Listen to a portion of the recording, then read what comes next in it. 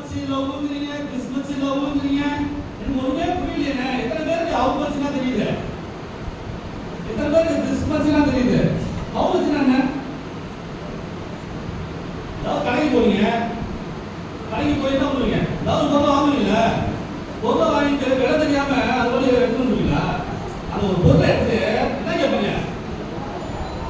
சொல்லுங்க, எவ்வளோ எவ்வளோ கேட்காம வருவீங்களா? கேட்பீங்கல்ல. ஒரு ஐஸ்கிரீம் வாங்குறீங்க. ஒரு ஐஸ்கிரீம் எவ்வளோ கேட்காம நீங்க ஐஸ்கிரீம் சாப்பிடுவீங்க? இல்ல, ஒரு பொருளை நம்ம வாங்குறோம், எடுக்கிறோம் அப்படின்னாக்க அதோடைய பொருளை அந்த விலை என்ன பண்ணுவோம்? நம்ம கேட்போமா கேட்க மாட்டோமா? சொல்லுங்க, எவ்வளோ?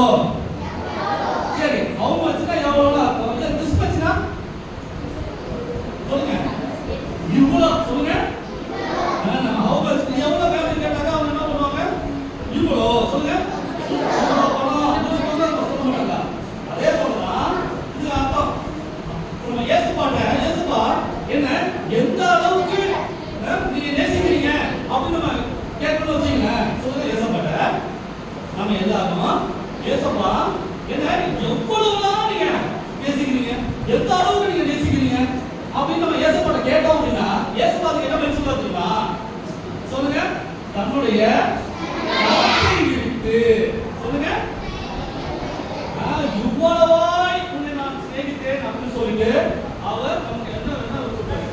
உனக்காக நான் மரித்தேன், உனக்காக நான் உயிர் கொடுத்தேன், உனக்காக நான் ரத்தம் சிந்தினேன் அப்படின்னு சொல்லிட்டு இந்த மகனே இவ்வளவாய் முடித்து நான் வந்து கொடுத்தேன்னு அவர் என்ன பண்ணாரு? தன் கரத்தை விரிப்பார். இந்த பாரு, உடைய காரியங்களை பாரு, இந்த ரத்தத்தை பாரு, உனக்காக நான் அடிக்கப்பட்டேனே, உன்னை பாரு, சரீரத்தை பாரு, உடைய தலையை பாரு, முள்முடியை பாரு அப்படின்னு சொல்லிட்டு தான் இயேசுப்பா இவ்வளவாய் முடித்து நான் வந்து கொடுத்தேன்னு இயேசுப்பா சொல்றாரு. ஒரு கைட்டுங்க.